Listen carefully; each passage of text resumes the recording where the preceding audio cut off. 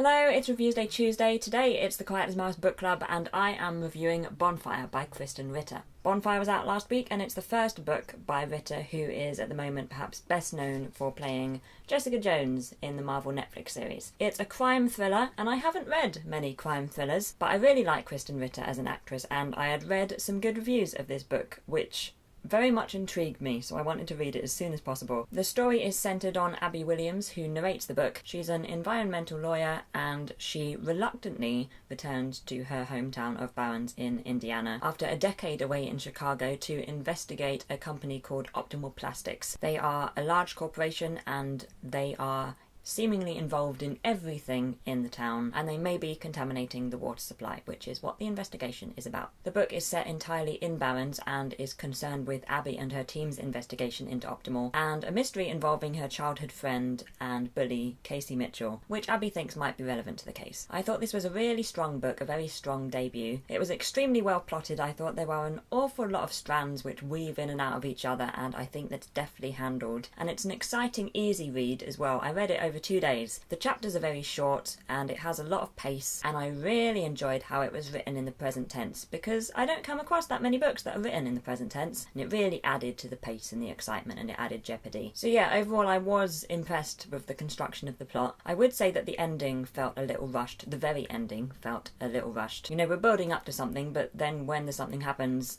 the rest of the book is just, you know, a few pages. But I wouldn't let that put you off because, as I say, I think the rest of the book is very well structured. There are a lot of difficult themes in the novel. It's a very dark tale. There's a lot of corruption, which is probably evident from the premise, but there are also a lot of tales of abuse, especially of young girls, which is really prevalent throughout, but not gratuitous, I thought. A lot of things are alluded to or happen off the page, you know, it's not just used to shock. I thought Abby was a great lead character. She's deeply flawed and a very unreliable narrator. She has blocked out quite a lot of her past, and some of the plot comes from her remembering things at convenient or inconvenient moments, and that can feel a bit wearying or contrived, but I feel like Ritter has a real talent evident in her acting work of delving right into a character. Abby is very relatable and real, and there are other interesting characters as well, even though they are much less explored than Abby. We were far more distant from them because of the nature of the book. We're seeing it through Abby's eyes, but I do feel like we got a handle on their motivations and their personalities. I found the theme of trying to escape your past whilst also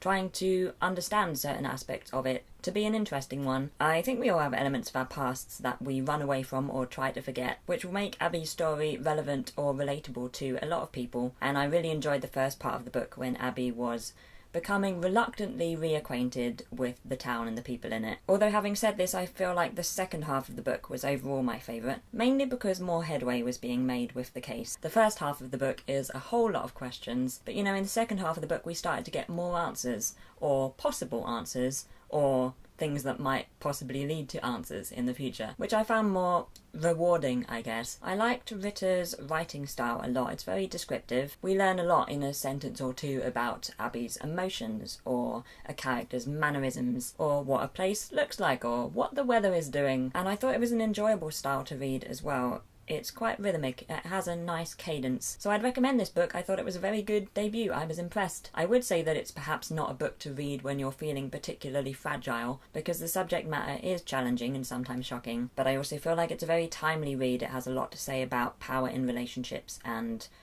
abuse of power and corruption. I'm going to give Bonfire by Krysten Ritter 4.2 out of 5. So that's it for today. I'd love to know your thoughts on Bonfire if you have read it. I don't know yet when my next book review will be, nor what book I'll be reviewing. I'm currently reading Crime and Punishment, but as with Bonfire, I might just randomly review another book before I get to my review of Crime and Punishment, but I will keep you updated. Let's move across to the end screen. If you would like to see my latest video or some more book reviews, then you can do so below me here, and if you fancy subscribing to my channel or visiting my website, then you can do so beside me here. I hope you have a wonderful day, and I will see you later on in the week.